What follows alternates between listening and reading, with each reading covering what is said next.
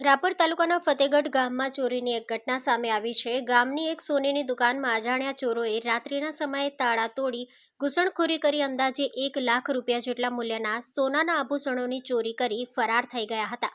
પ્રાપ્ત વિગતો મુજબ ચોરોએ રાત્રિ દરમિયાન દુકાનમાં પ્રવેશ કરી કિંમતી સામાન પર હાથ સાફ કર્યો હતો।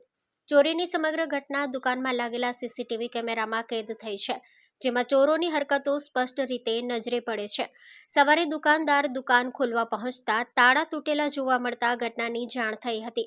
માહિતી મળતા જ સ્થાનિક પોલીસ ઘટના સ્થળે પહોંચી હતી અને સીસીટીવી ફૂટેજના આધારે ચોરોની ઓળખ અને શોધખોળ શરૂ થઈ છે।